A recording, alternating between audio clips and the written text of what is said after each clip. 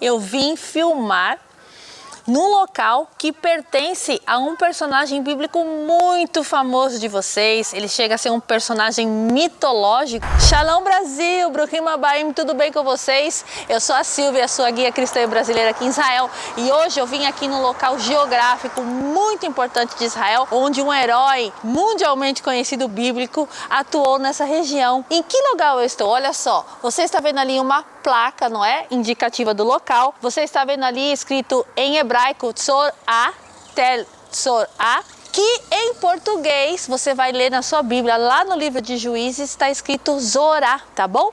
E quem atuou nessa região, a quem o anjo do Senhor apareceu aqui?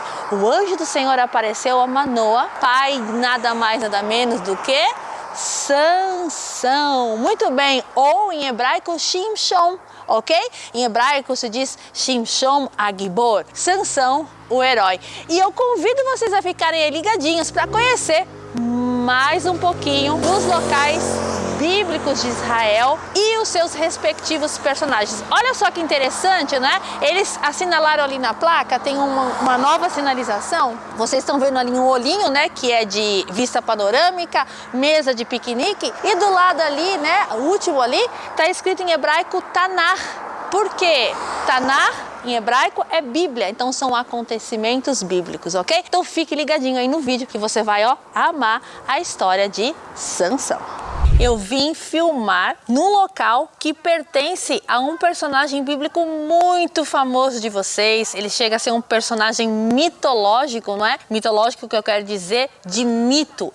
A sua história é um mito para gerações e gerações. Todo mundo conhece a história dele. Conhecido também como Sansão. Vamos sim falar de Sansão. Quem foi Sansão, não é? Sansão foi o último juiz que julgou a Israel. Então, quando nós falamos de Sansão, nós temos que entender que estamos falando aí do livro de Juízes, e eu quero ler com vocês agora na Bíblia, tá certo? Onde aparece a história de Sansão. Vamos ler comigo lá em Juízes 13, a partir do versículo número 1. E diz assim: E os filhos de Israel tornaram a fazer o que parecia mal aos olhos do Senhor, e o Senhor os entregou na mão dos filisteus por 40 anos. Então veja, é aqui que começa, não é, o sofrimento debaixo da mão dos filisteus, tá? Versículo 2. E havia um homem de Zorá, da tribo de Dan, cujo nome era Manoá, e sua mulher era estéril e não tinha filhos. E o anjo do Senhor apareceu a esta mulher e disse: Eis que agora és estéril e nunca tens concebido, porém conceberás e terás um filho. Agora, pois, guarda-te de que bebas vinho ou bebida forte, nem comas coisa imunda, porque eis que tu conceberás e terá um filho, sobre cuja cabeça não passará navalha, porquanto o menino será nazireu de Deus desde o ventre, e ele começará a livrar a Israel da mão dos filisteus. Muito bem, essa narrativa nos faz lembrar uma outra aparição de um anjo, verdade?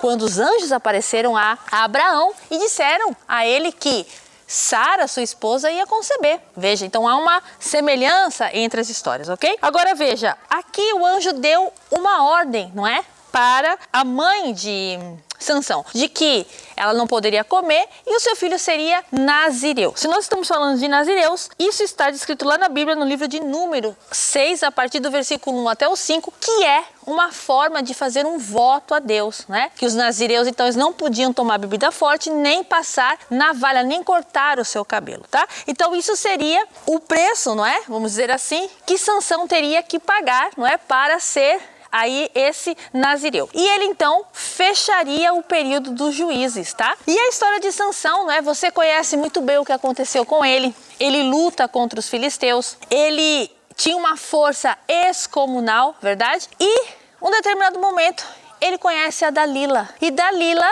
é um problema na vida de Sansão, porque Sansão, ele é uma tentativa, é outra tentativa, e Dalila, os filisteus querem saber de onde vem a força de Sansão, porque realmente ele era imbatível. É uma tentativa, é outra, e Sansão acaba caindo, não é, na tentação, e revela a Dalila de onde provinha a sua força.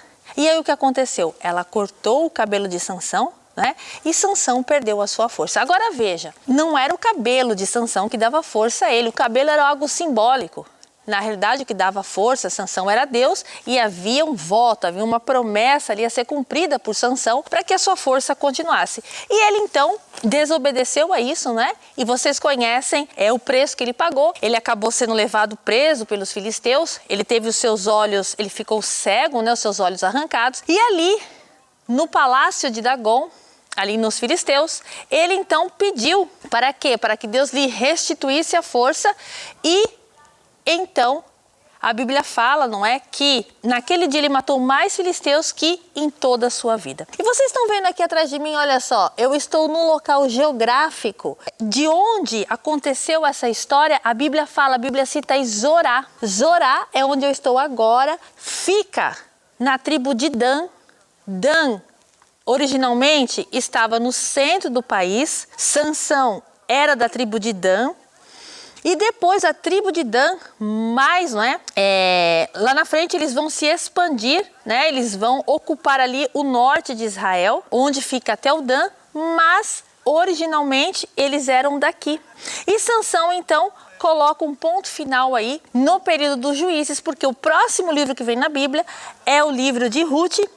E depois de Ruth, começa então a história de Samuel, 1º e 2º Samuel. Nós vamos entrar no período da monarquia de Israel. Agora, tem algo aqui muito importante nesse local, que as pessoas vêm aqui até o dia de hoje, que é para ver o quê?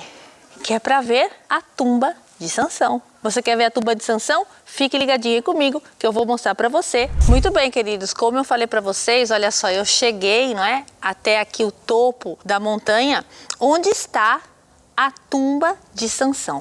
E vamos ler no texto bíblico, porque isso é o diferencial, né? Você ver e ler o texto, para você poder conectar uma coisa com a outra. Então vamos ler comigo lá, pegar a Bíblia, olha que privilégio, né? Vamos ler a Bíblia em loco, no local. Vamos lá. Juízes 16, versículo 31. E diz assim: então seus irmãos desceram e toda a casa de seu pai e tomaram-no e subiram com ele e sepultaram entre Zorá e Estaol, no sepulcro de Manoá, seu pai, e julgou ele a Israel 20 anos. Então a Bíblia fala do descanso final de Sansão, e nós temos aqui a tumba de Sansão, né? Onde está enterrado ele e seu pai, segundo o texto bíblico. E aqui, olha só, está escrito em hebraico, não é? Tsium, Kever, Shimshon, Mashiach, Bedoró, Vemanoach, Aviv. Que significa o quê? Significa uma tumba que está assinalada, porque os judeus guardam essa tradição, exatamente porque nós estamos no local geográfico, né? Como mencionou o texto bíblico, Zorá e Estaol, Sansão, Mashiach. Olha que interessante como eles se referem a Sansão como o Salvador, Mashiach. Bedoró, ou seja, na sua geração, porque os hebreus enfrentavam os filisteus, Vemanoach e Manoá, o seu pai. E aqui está escrito exatamente em hebraico, não é? O texto bíblico que eu falei para vocês. E aqui, gente, olha só, estas pedrinhas, né? Elas representam o quê? Elas representam que cada pessoa que vem aqui coloca uma pedra. A pedra é um memorial. Eu já falei isso para vocês, mas eu volto a repetir. Isso nós podemos ver muito bem lá no filme A Lista de Schindler, na última cena, quando as pessoas colocam as pedrinhas, tá? A pedrinha então representa que as pessoas visitaram a tumba e estão deixando então, não é, ali as suas condolências à pessoa. E é isso, então vocês estão vendo aqui essas duas tumbas num local tão representativo e bíblico de um herói, não é? Que transcendeu o seu tempo. Quem não conhece a história de Sansão? É isso, pessoal. Eu deixo com vocês aí, neste dia, a tumba de Sansão. Mais um personagem bíblico que você conheceu e também aonde a história se passou e onde ele está enterrado, aqui nas montanhas da Judéia, na tribo de Dan, da qual ele fazia parte. Shalom, Brasil!